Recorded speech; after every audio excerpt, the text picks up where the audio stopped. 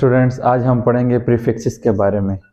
Prefixes are the words और letters added before SI units like kilo, milli, giga, micro etcetera.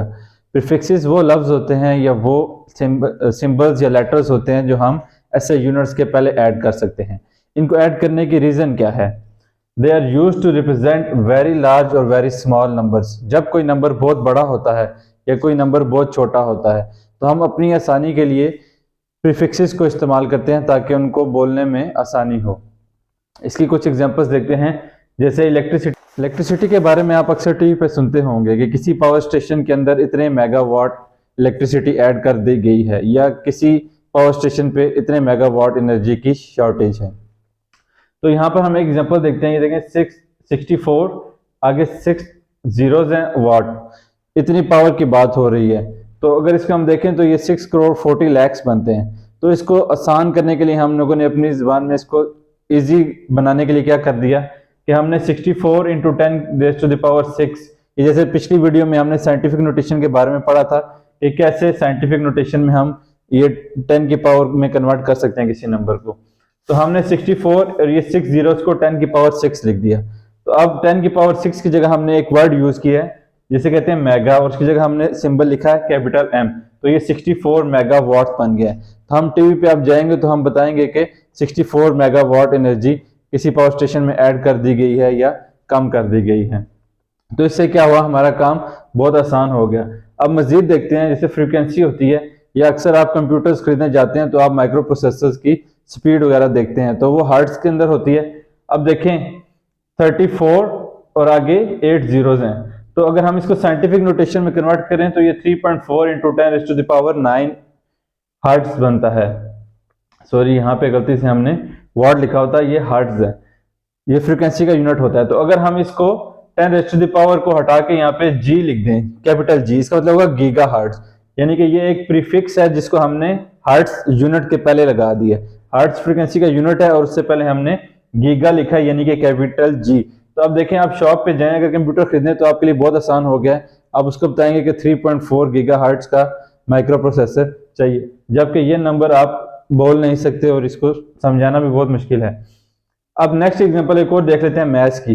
अगर किसी चीज़ का maths बहुत ही छोटा हो तो हम अब यहाँ पे एक एग्जाम्पल ली हुई है 0.0002, और इसको बताना या इसको अब बार बार किसी जगह यूज करना मुश्किल है। तो हम लोग क्या करते हैं, हम इसको साइंटिफिक नोटेशन में कन्वर्ट करते हैं, 2 × 10⁻⁻⁶ बन जाएगा। तो -10⁻⁻⁶ की जगह हमने माइक्रो का प्रीफिक्स यूज किया और जिसका सिंबल ये होता है जिसे म्यू बोलते हैं। तो ये क्या हो गया, 2 माइक्रोग्राम। अब इसको समझना भी और इसको बार बार यूज करना भी बहुत ज्यादा आसान हो गया है। आपकी बुक के अंदर कुछ प्रीफिक्सेस दिए हुए हैं, लेकिन उनमें से जो बहुत कॉमनली यूज होते हैं उनके बारे में मैं आपको बता देता हूँ। टेरा, कैपिटल T, 10⁻12। अगर इतनी बड़ी वैल्यू हो जहां पर 10⁻12 आ रहा हो तो हम उसकी जगह टेरा लिख सकते हैं या T लिख सकते हैं। अक्सर आपने सुना होगा कि जो बहुत बड़ी बड़ी मेमोरी डिवाइसेस इस्तेमाल होती हैं वो टेराबाइट्स की होती हैं। यानी कि फर्ज करें अगर आपने बहुत ज्यादा चीजें सेव करनी है, मूवीज सेव करनी है और आपका डाटा या बहुत बड़ी कंपनी है, तो वहां पे जो रैम यूज हो रही होती है, जो आपका हार्ड डिस्क वगैरह यूज हो रही होती है, वो टेराबाइट्स में होती है। गीगा, इसके लिए कैपिटल G होता है, ये 10⁹ को रिप्रेजेंट करता है। मेगा, इसके लिए कैपिटल M होता है, ये 10⁶ को रिप्रेजेंट करता है। किलो, इसके लिए K होता है, ये 10⁻³ को रिप्रेजेंट करता है। सेंटी, C, ये 10⁻⁻² को रिप्रेजेंट करता है। मिली, इसके लिए स्मॉल m होता है, 10⁻³ को रिप्रेजेंट करता है। माइक्रो, इसके लिए म्यू होता है, 10⁻⁻⁶ को रिप्रेजेंट करता है। Nano, 10⁻⁹ and pico 10⁻⁻12। स्टूडेंट, इसके अंदर एक बहुत इंपॉर्टेंट बात है और वो ये है कि आप डबल प्रीफिक्स किसी भी जगह इस्तेमाल नहीं कर सकते। मिसाल के तौर पे कुछ ऐसी क्वांटिटीज होती है जिनके साथ ऑलरेडी प्रीफिक्स यूज हो रहा होता है, जैसे किलोग्राम।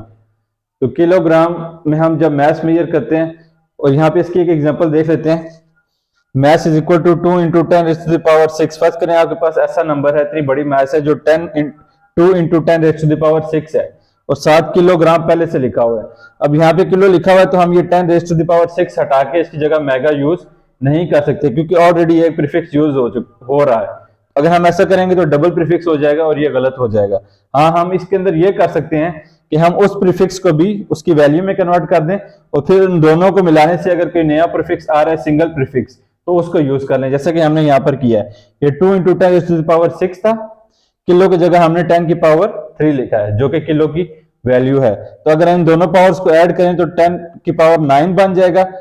2 × 10⁻9 ग्राम बन गया। और अब हम इस 10⁻9 की जगह गीगा लिख सकते हैं जो कि इसकी जगह इस्तेमाल हो सकता है। इसकी एग्जांपल्स और भी हो सकती हैं, जैसे कि हम लेंथ मेजर करते हैं या डिस्टेंस मेजर करते हैं, वो तो नॉर्मली किलोमीटर्स में होती है, तो हम किलोमीटर के साथ पीछे एक और प्रीफिक्स यूज नहीं कर सकते। अगर हमने करना होगा तो किलो को भी कन्वर्ट करेंगे उसकी वैल्यू में और दोनों को मिलाने से अगर कोई सिंगल प्रीफिक्स आ रहा होगा तो उसको यूज कर सकते हैं। उम्मीद करते हैं कि आपको समझ आ गई होगी। अल्लाह हाफिज।